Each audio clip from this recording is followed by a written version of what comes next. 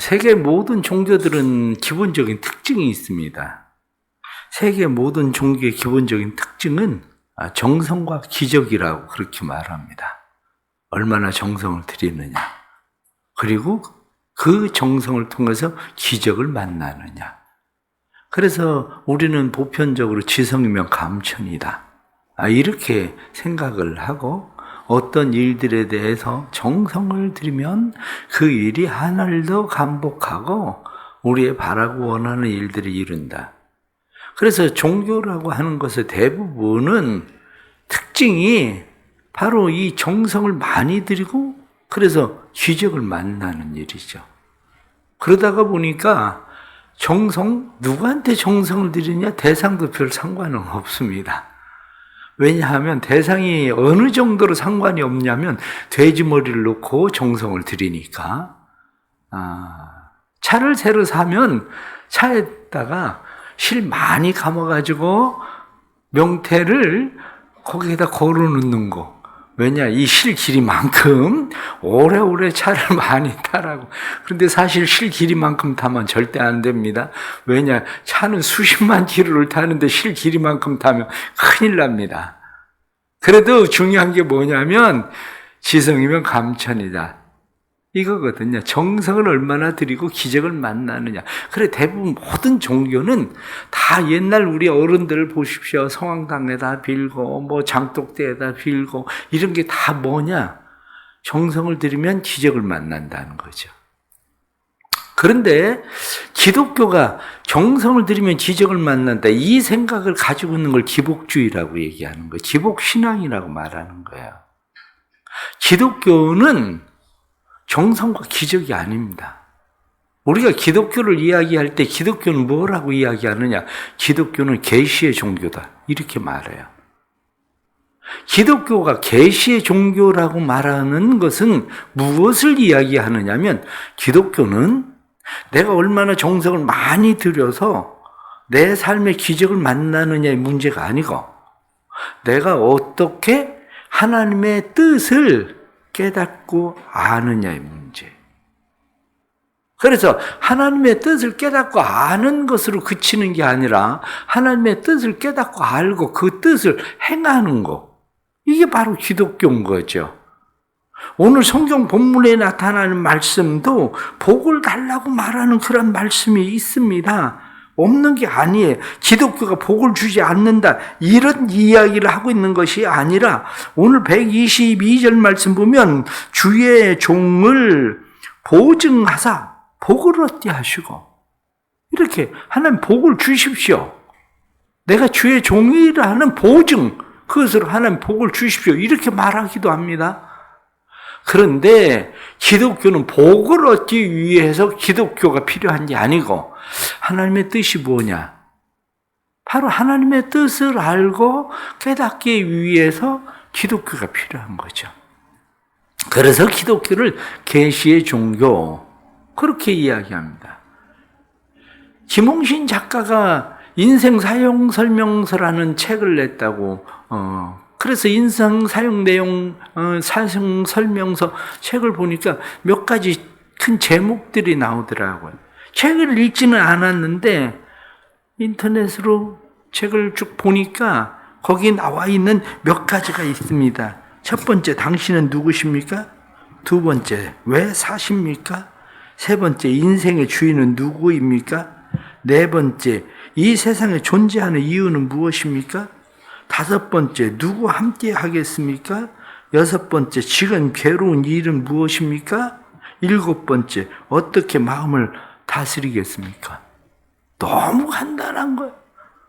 기독교에서 이미 답을 다 얘기한 거를 인생 사용 설명서, 글쎄 세상 사람들에겐 이게 얼마나 감동을 주고 좋은 책이라고 생각을 할지는 모르지만, 기독교에서는 당신은 누구십니까? 부터 시작을 하면 답이 없는 얘기가 어디 있습니까? 기독교에서는 이미 답을 다 얘기한 거지, 기독교에서는.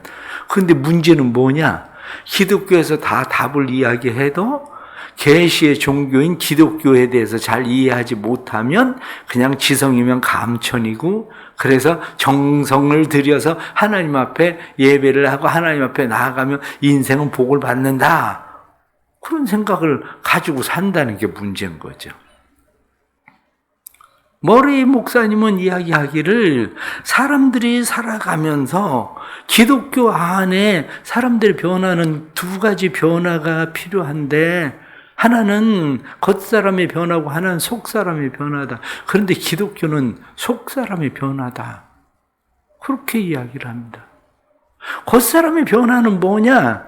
그렇게 이야기할 때 겉사람의 변화는 얼마나 예배를 자주 이제 잘 나오느냐, 얼마나 기도 시간이 늘어나는가, 얼마나 교회 봉사하는 일에 참여하는가, 이런 일들은 겉사람의 변화라는 거예요. 그래서 그 일을 열심히 잘하면 사람들이 저 사람 이제 예수 잘 믿어? 저 사람 예수 잘 믿고 진짜 사람 변했어? 라고 이야기하고 싶어 하겠지만 그건 기독교적 변화가 아니라는 거야.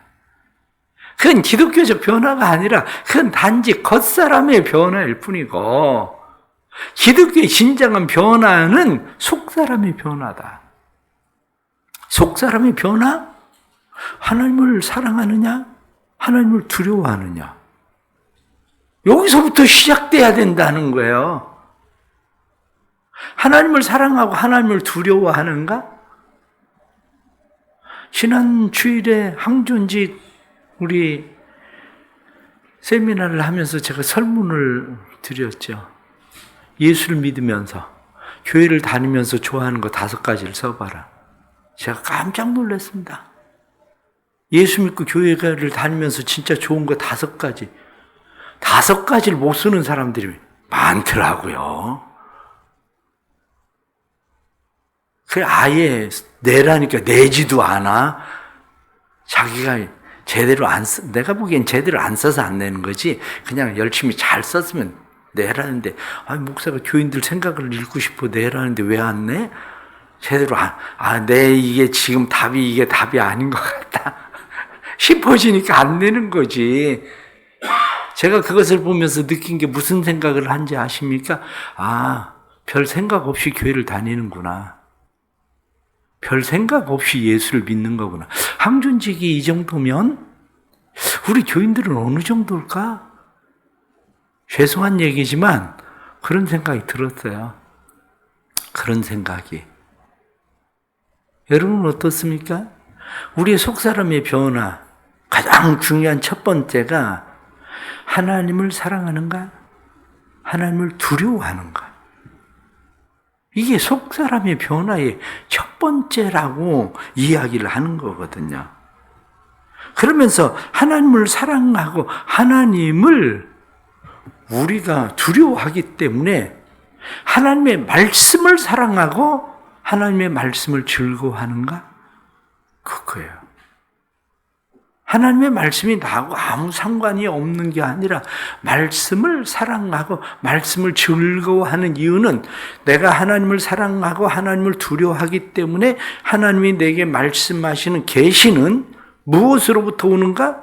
그것은 하나님의 말씀으로부터 온다는 것을 내가 믿기 때문에 하나님의 말씀을 사랑하고 하나님의 말씀을 즐거워하는가? 바로 이거죠. 근데 문제는 어디에 있습니까? 영어를 잘 읽는다고 해서 독해가 되는 건 아니죠. 영어를 아무리 잘 읽어도 문제는 독해가 안 되면 항상 문제가 되는 것처럼 성경을 몇 독을 했느냐, 그거 그렇게 중요하지만은 않습니다. 왜? 성경을 많이 읽어도 독해가 안 되는 걸. 그래도 영어를 많이 읽는 이유는 영어를 많이 읽으면 그래도 독해가 될 거라고 생각을 하고 영어를 많이 읽는 거지. 아니, 독해가 안 되는 영어를 많이 읽으면 의미가 어디에 있겠습니까? 마찬가지로 성경을 많이 읽는 이유는 뭐냐? 성경을 많이 읽으면 성경 말씀을 통해서 하나님께서 하나님의 뜻을 깨닫고 알게 하실 거라는 믿음인 거죠. 오늘 그것을 성경 125절 말씀 보면 나는 주의 종이오니 나를 깨닫게 하사 주의 증거들을 알게 하소서.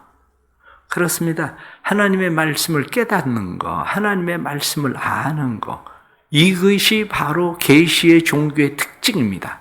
성경을 읽을수록 하나님의 뜻을 깨닫고 아는 일, 하나님의 뜻을 깨닫고 알 때에 성경은 우리에게 뭐라고 말씀합니까? 하나님의 뜻을 깨닫고 알면 명철이 생긴다, 지혜가 생긴다.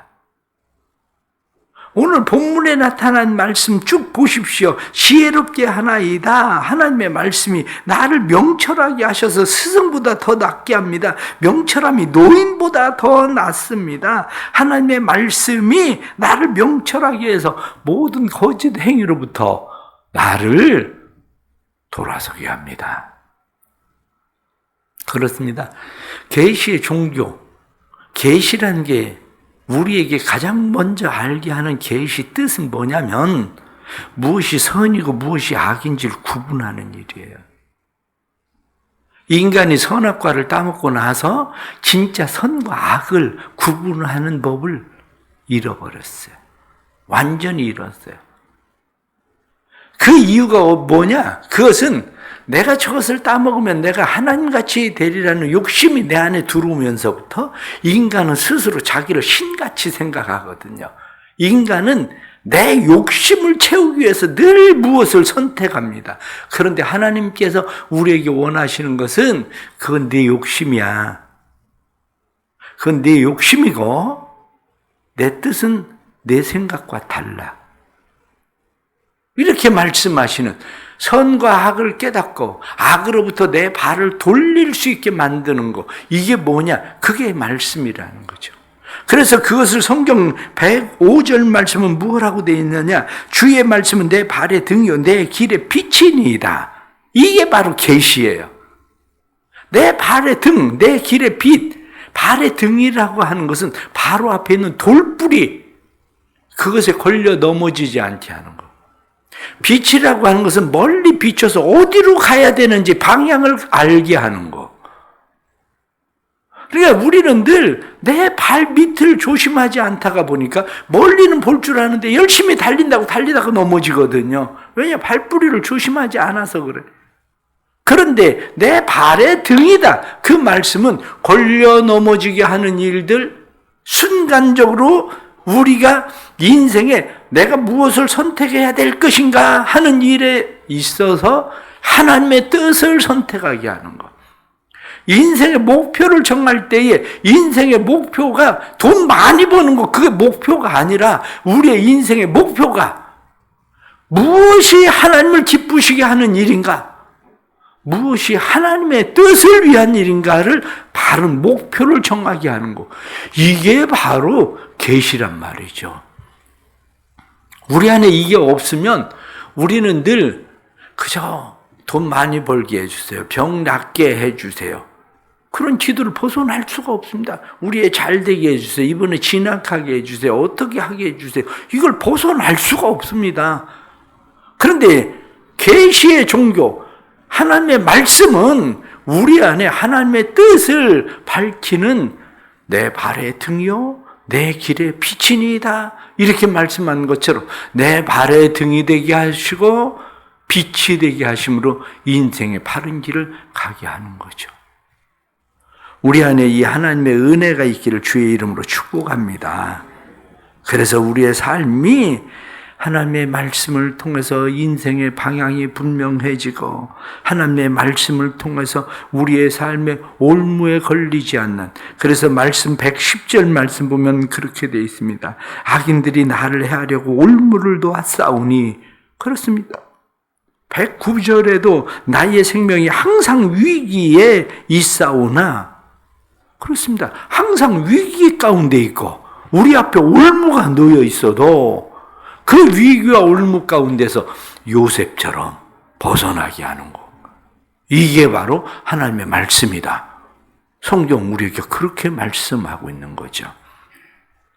이 말씀이 우리의 발의 등이고 내 길의 빛이니이다, 이렇게 말씀할 때 중요한 두 번째는 말씀을 떠나지 않는 겁니다.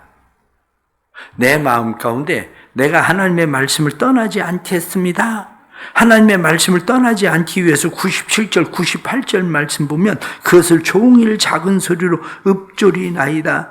주의 계명들이 항상 나와 함께함으로 이렇게 말씀합니다. 뿐만 아니라 110절 말씀에도 주의 법도들에서 떠나지 아니하였나이다.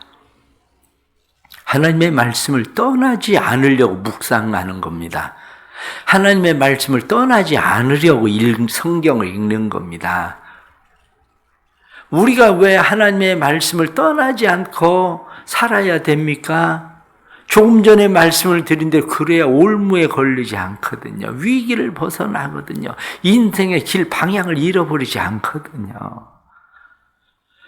하나님의 말씀이 늘 우리의 삶에 떠나지 않으려면 중요한 것이 있는데 그게 뭐냐? 말씀이 즐거워야 돼요. 말씀이 즐거워야 떠나지 않는데 우리가 때로는 사랑한다고 생각을 해보십시오. 자녀들을 우린 사랑합니다. 그런데 자녀들이 항상 즐겁습니까? 아니에요. 자녀들이 항상 즐겁지는 않아요. 사랑하는 건 분명해요. 사랑하는 건 분명해. 그래서 어른들 그런 얘기 하잖아요. 손 자녀들 사랑합니다. 그런데 손 자녀들이 오면 너무 사랑스러워요. 가면 너무 좋아.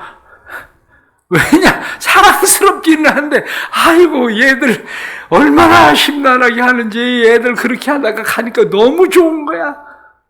때로는 우리가 하나님을 사랑하는 건 맞아. 그런데 하나님을 사랑하는 건 맞는데 하나님을 그렇게 즐거워하지는 않는 것 같아. 하나님의 말씀이 즐거워져야 되는데 하나님의 말씀이 즐겁지는 않아. 하나님의 말씀을 사랑하느냐? 그럼 아멘. 그리고 대답은 합니다. 그런데 하나님의 말씀이 즐겁냐? 이렇게 얘기하면 아멘 할 수 있는 사람들은 별로 없어요. 말씀은 뭐라고 합니다. 주의 말씀에 마치 내게 어찌 그리 단지요. 내 입에 꿀보다 더하니이다. 옛날에는 꿀보다 더 단게요. 어디 있었겠습니까? 아무것도 없어요. 그러니까 꿀이 가장 단 거였어요. 지금은 뭐 꿀보다도 맛있는 게 많이 있으니까 그렇지만 하나님의 말씀이 그렇게 내게 떠나지 않는 즐거운 것이 되려면 기도해야 됩니다. 하나님 지혜와 계시의 영을 주십시오. 하나님의 말씀이 깨달아지는 계시의 영을 주십시오. 그래서 성경을 읽을 때 바로 이건데 하나님의 말씀이 계시의 영 깨달아지는 은혜. 전에 성경을 읽을 땐 주의 말씀이 내게 어찌 그리 단지요. 이 말씀을 사실 저도 이해하지 못했습니다. 그런데 하나님의 말씀이 꿀송이보다 더 달다고 말씀하는 게 제가 하나님의 말씀이 좋아졌을 때 새벽에 딱 눈 뜨면 성경 읽기 시작해서 밤 12시까지 성경을 읽었어요. 누가 시켜서도 아니고 그냥 좋아서 밥 먹는 것보다도 그냥 성경을 그냥 그렇게 읽었어요. 하루에 뭐 신약 성경 그냥 한 번 그냥 막 읽어지고 그럴 정도로. 왜? 주의 말씀이 좋으면. 그런데 요즘은 그렇게 즐겁지 않아. 맛있지 않아. 이게 문제지. 이게 사랑을 안 하는 건 아니다. 사랑합니다. 그런데 문제는 뭐냐면 즐겁지 않다는 거죠. 우리 다시 기도해야 돼요. 주의 말씀이 즐겁게 해 주십시오. 성경에 나타난 말씀처럼 떠나지 않기 위해서 우리한테 주의 말씀이 떠나지 아니하는 즐거움이 되도록. 그래서 111절 말씀 보면 이는 내 마음의 즐거움이 됨이니이다. 하나님의 말씀이 즐거움이 되기를 축복합니다. 마지막 세 번째는 하나님의 말씀을 지켜야 됩니다. 하나님의 말씀을 지키는 것은 그냥 내 의지를 가지고 지키는 일들도 필요하고 그 다음은 말씀이 나를 끌고 가는 일도 필요합니다. 중국에 선교를 했었던 허드슨 테일러 이야기를 보면 그런 이야기 나옵니다.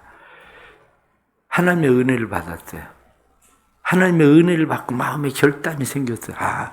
중국에 선교사로 나가야 되겠다.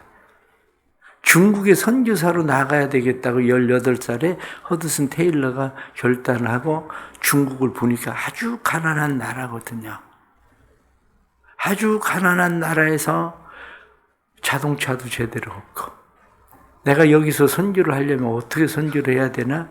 그때 허드슨 테일러가 결단하고 그때부터 한 것이 뭐냐면 하루에 2끼씩 먹는 거였어요. 그리고 하루에 8km씩 달리기를 한 거예요. 매일같이. 왜?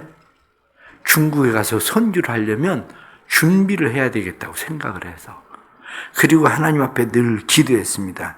하나님, 저를 변화시켜 주십시오. 하나님, 저를 써 주십시오.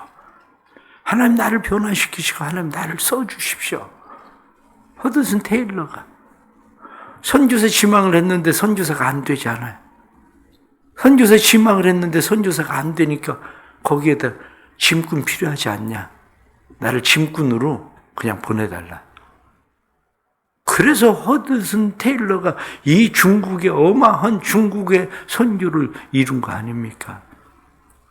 그런데 내 힘으로만 되지는 않습니다. 오늘 성경에 나타난 말씀을 보니까 그런 말씀 나옵니다. 126절 말씀 보면 그들이 주의 법을 폐하여 싸우니 지금은 여호와께서 일하실 때니이다. 하나님의 말씀이 폐해지는 것 같아도 일은 누가 하시느냐? 하나님이 하셔요. 내가 하나님 앞에 믿음 가지고 결단을 하고 하나님 앞에 하나님 나 이 길로 가겠습니다. 하나님의 뜻대로 살겠습니다. 하고 우리가 하나님 앞에 살아가려고 하면 내 힘과 의지와 노력과 열심히 안 될 때에 그때 일하시는 분은 누구냐면 하나님이 일하시는 걸 믿습니다. 지금 하나님이 일하실 때야. 중요한 것은 오늘 내가 하나님의 말씀을 다시 사랑하고 하나님의 말씀을 즐거워하기 원합니다. 계시의 영을 내게 주십시오. 내가 다시 성경 읽겠습니다. 결단은 내가 해야 돼요. 그런데 내 안에 하나님의 말씀이 즐겁게 하시고 하나님의 말씀을 사랑하게 하시고 하나님의 말씀을 지키게 하시는 일하시는 분은 성령님께서 성경을 깨닫게 하시고 성령께서 우리로 하여금 하나님의 말씀을 즐겁게 하시는 거죠. 우리의 삶에 이 은혜가 일어나길 주의 이름으로 축복합니다. 그렇게 될 때 하나님께서 우리를 살게 하시는 은혜를 베푸십니다. 107절 말씀 보면 나의 고난이 매우 심하오니 여호와여 주의 말씀대로 나를 살아나게 하소서. 하나님의 말씀이 우리를 다시 살아나게 하시는 은혜를 베푸십니다. 또한 116절 말씀 보면 주의 말씀대로 나를 붙들어 살게 하시고 내 소망이 부끄럽지 않게 하소서. 하나님의 말씀이 우리의 소망이 되고 하나님의 말씀이 그 소망을 부끄럽지 않게 하시는 말씀이 될 줄을 믿습니다. 오늘도 주시는 말씀도 생각하고 믿음으로 하나님 사랑합니다. 하나님 제가 다시 결단합니다. 하나님 나를 붙드십시오. 나로 하여금 알게 하시고 깨닫게 하시고 지혜와 계시의 영을 내게 주십시오. 기도할 수 있는 하루 되기를 축복합니다. 기도하겠습니다. 하나님 아버지 또 하루를 시작합니다. 하루를 시작하면서 주의 말씀은 내 발에 등에 내 길에 빛이니이다. 내가 주의 말씀을 사랑함이 꿀송이보다 더 주의 말씀이 달게 느껴져 사랑합니다. 고백하는 것처럼 이러한 고백이 우리의 삶에도 일어나게 해 주옵소서. 그저 세상은 어떤 신이든지 상관도 없고 그저 복을 주기만 한다면 정성을 들이면 되는 거지만 우리 기독교는 그러한 종교가 아니라 하나님의 뜻 깨달아 알 뿐만 아니라 우리가 거기에 순종하고 말씀을 지키는 일이 우리가 해야 되는 일인데 우리가 우리의 힘과 의지만을 가지고는 할 수 없습니다. 말씀을 읽어도 깨닫게 하시는 것은 성령께서 계시의 영을 우리에게 주셔서 깨닫게 하셔야 알게 하셔야 우리가 깨닫고 아는 것을 믿습니다. 사랑하는 주의 백성들이 말씀을 사모하고 말씀을 읽을 때에 말씀을 깨달아 알게 하시고 그것을 지켜 행하게 하시고 뿐만 아니라 그 일이 복이 되게 해주시고 그리고 그 일이 하나님이 일하심이 되도록 도와주옵소서. 오늘 하루도 믿음으로 시작하고 또 248 말씀을 필사하는 사람들에게도 은혜를 베풀어 주셔서 248 말씀 필사가 주의 말씀을 깨달아 알게 하시는 하나님의 복이 되도록 주님 도와주옵소서. 성령님 인도해 주옵소서. 위기 가운데 있는 올무 가운데 빠진 사람들일지라도 주께서 건지시고 일으키셔서 살게 하시는 은혜가 말씀을 통해서 일어나도록 도와주옵소서. 또 이 하루 주님 앞에 주님 떠나지 아니하고 살고자 하는 이들마다 동행해 주시고 주님의 동행하심을 느끼도록 성령님 역사하시고 또 미국에 출장 가는 일들 인하여 하나님 앞에 기도할 때 사랑하는 아들을 지키시고 보호하시고 하나님 함께 하셔서 말씀이 동행하시는 내가 어디로 가든지 물 가운데 불 가운데 내가 너와 함께한다 말씀하시는 주의 말씀이 말씀되게 해 주옵소서. 성령이여 오늘도 새벽에 기도할 때 지혜의 계시의 영으로 충만하게 채워 주옵소서. 예수 그리스도의 이름 받들어 기도드리옵나이다. 아멘.